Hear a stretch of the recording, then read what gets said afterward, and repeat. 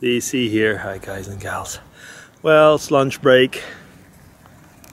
Walking along in my little place in the woods. But you might notice there's a lot of people that have been working here. They've been cleaning up the woods. I can't go over where I usually go because there's a whole class there. We just can't see them because they're at the picnic table.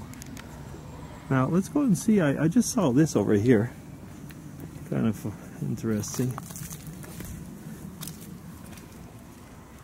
Yeah. So they're getting some type of fountain ready out of the logs. So I don't know where they're going to put this. Just watch where I put my feet. There we are. Yeah. So, lunchtime. Over there, well, you can see it's still pretty messy, so I won't go walking over there.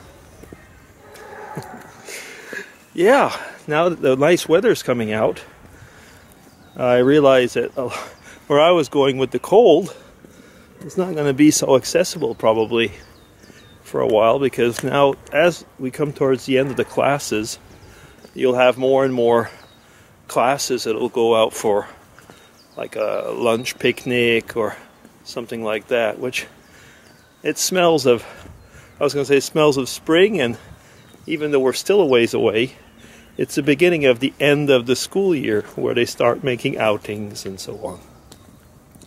Look at this, this is pretty cool. You know, this is not such a big forest. It's not really, I mean, I wouldn't even call this a forest. I mean, it's a little woods in the middle of town. And yet, when the forestry department goes and starts cleaning out the grounds, it is surprising how many trees that they get out of here. That's something that's very typical, I would say, Swiss.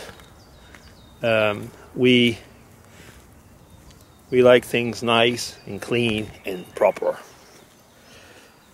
Pros and contras, I guess, of that.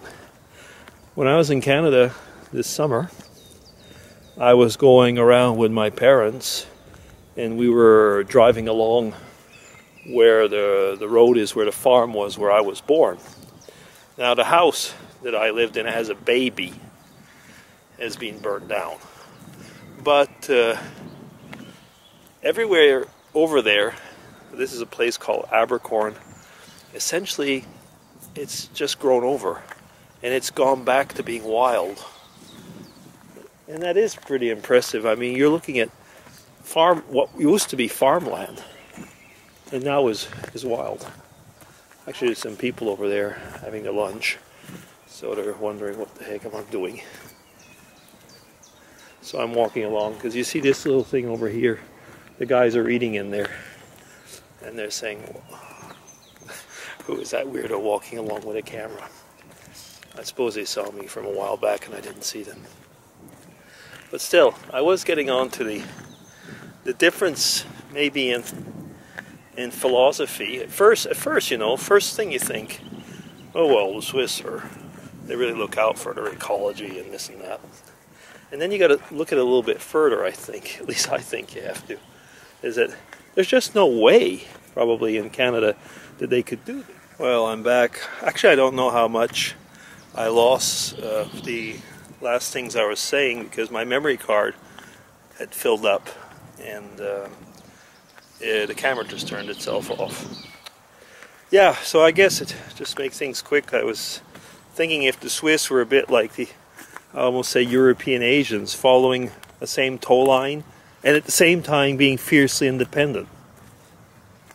Coalescence of contradictions, but nevertheless, I mean, the Swiss are known to be extremely innovative. Americans are known to be very innovative as well. Like I said, fiercely independent, but definitely do not all follow the same tow line. And Canadians, I would say neither or. So where do we find all that? What do we do with all that? I don't know. So, yeah. Starting off from a walk in the woods behind where I work. Well, the workmen are starting over again. So yeah, let me see, I'm coming up to another little sitting ground here. So that'll be DC signing off. Take care, guys. Have a good one. Bye.